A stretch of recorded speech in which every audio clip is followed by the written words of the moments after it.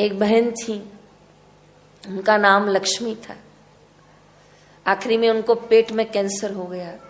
दिल्ली की रहने वाली थी। बापूजी से उनको बहुत प्रेम था, बहुत प्रेम था। बस उनकी एक आदत बड़ी अटपटी थी। वो जैसे बापूजी को देखती थी तो बापूजी को गले लग पड़ती थी। जयराम जी की जैसे बापूजी पीछे सीढ़ी से उतर रहे हैं और वो सामने खड़ी हो तो वो एक झलक में बापूजी को गले लग जाती थी। इसलिए बापू उसको कभी सत्संग में देखते थे ना तो बापू सेवाधारियों को कहते थे संभालना, वो आ गई है ऐसे। फिर लेकिन वो बहुत ही अपना काम करने में बड़ी होशियार थी, इसलिए बापूजी ने उसका नाम चोंटू रख दिया था। चोंटू समझते, चौंट जाए, जो गुजराती में वस्तु को चौंटाओ ना, मतलब चिपकाने को चौंटना बोलते हैं। तो स्वामी जी ने उनका नाम चोंटू रख दिया था। तो बापू उसको कभी सत्संग में देखते थे ना तो बापू कुटिया में जल्दी भाग जाते थे कि बाबू कहते थे कहीं ये चोंट न जाए ऐसे। लेकिन वो इतनी प्यारी, कहीं न कहीं से दिन में एक बार तो बापूजी को चोंट ही जाती थी। और फिर बापूजी कहते अरे इसको अलग करो भाई, कोई उठाओ इसको। फिर 2-3 लोग अलग करते थे उसका। बड़ा प्रेम था उसका। आखिरी में पेट में पानी भर गया, पेट भर गया बहुत ज्यादा, बाहर आ गया। एम्स हॉस्पिटल दिल्ली में उसको लेके गए तो बताया कि 3rd स्टेज है, नहीं चलेगी ज्यादा। बेटा बहुत अच्छा सेवादारी है। उसने माँ का हाथ पकड़ के हिम्मत से कहा, सोचा कहीं माँ भ्रांति में न रह जाए, इसलिए माँ को सत्य का सामना तो करना पड़ेगा। तो कहा माँ आपके पास ज्यादा समय नहीं है, कैंसर फैल चुका है, आपकी कोई इच्छा हो तो मेरे को सौभाग्य होगा कि मैं पूरा कर पाऊं, फिर आपके मन में वो बात न रह जाए। तो कहा अच्छा समय कम है? तो कहा हाँ डॉक्टर कह रहे हैं समय कम है।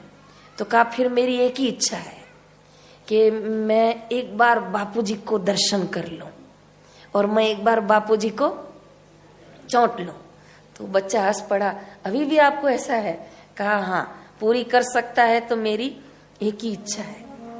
तो कहा ठीक है, मैं भी व्यवस्था करवाता हूँ। खूब डॉक्टरों ने विरोध किया कि ऐसी स्थिति में हम आपको हॉस्पिटल से बाहर नहीं ले जाने देंगे, स्प्रेड हो जाएगा बहुत जल्दी बाहर जाने से। लेकिन माँ ने बोला मेरी यही इच्छा है, तो बेटे ने कहा यही होगा।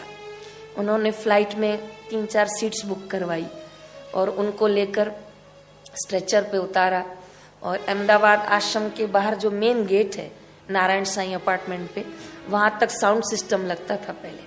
तो बस वहीं जैसे एंटर हुई ना तो बापू भीतर ही थे। तो बापू भीतर बोल रहे थे हरी हरी, तो खूब लोगों की आवाज आई। तो बेटे का हाथ पकड़ के पूछी पहुंच गए अहमदाबाद? कहा हाँ आश्रम के बाहर है, बस अभी पहुंच रहे हैं। तो ऐसे करके स्ट्रेचर पे उसको लेके व्यासपीठ के पीछे ले आए। पीछे लेटी पड़ी थी। बेटा बापूजी के पास गया और बोला कि साईं उनकी एक ही इच्छा थी कि वो आपके दर्शन करें। बोले क्या नाम है? तो कहा लक्ष्मी। कहा अच्छा मैं आता हूँ। तो जैसे बापूजी पीछे आए, अरे ये तो चोंटू है। तो बापू तुरंत पहचान गए, लेकिन उसमें उस दिन इतनी हिम्मत नहीं थी कि वो उठ के बापू को गले लग पाए। तो वो लेटी हुई पड़ी थी। बापूजी ने हाथ में हाथ पकड़ा उसका और कहा तू अजन्मा अमर आत्मा है, तू मुक्त स्वरूप है, तू गुरु की है और गुरु तेरे हैं, तू मुक्त हुई, तू आनंदमय है, तू मंगलमय, तू मोक्षमय। ऐसे बापू ने उसको संकल्प करके बापू ने उसको 3 फेरे फिरे, बस 3 फेरे फिरे और उसका हाथ बापूजी के हाथ से नीचे गिर गया। ऐसा प्रसंग हुआ था कि हम लोग हैरान थे कि कैसा गुरु शिष्य का नाता।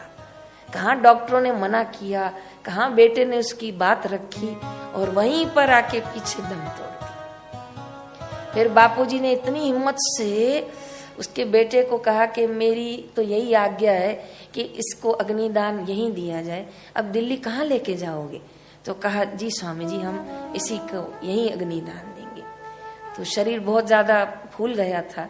तो बापूजी ने फिर से शरीर पर भी खूब पानी के आचमन ओम ओम करके बापूजी ने खूब आचमन पानी के डाले। और महिला आश्रम में फोन आया था, बापूजी का संदेश आया कि इसको स्नान करवाना है, इसके लिए नए वस्त्र ले आओ। और पूछा सुहागन है? कहा हाँ। तो फिर आदेश आया था कि इसके लिए सब सामान ले आओ। तो पूज्य मैया जी खुद इनके लिए सामान निकाली। सोने की नाक की नथनी मैया जी ने निकाली, चूड़ी निकाली उसके लिए। पूरा हम बच्चियों ने उसको स्नान करवाया, उसको सजाया पूरा, और कंधा दिया उनको आश्रम वालों ने, जयराम जी की। बेटा तो बेचारा ऐसे ही खड़ा था। तैयार किया, स्नान करवाया हम आश्रमवासी बच्चियों ने, कंधा भाइयों ने दिया। और जब लेके यात्रा पूरी गई तो आश्रमवासियों ने उनको अग्निदान दिया, जयराम जी की। तो ये प्रसंग कभी उस समय देखा था तो मेरी ऐसे रुए रुए कांप गए थे कि कैसा शिष्य का प्रेम होता है।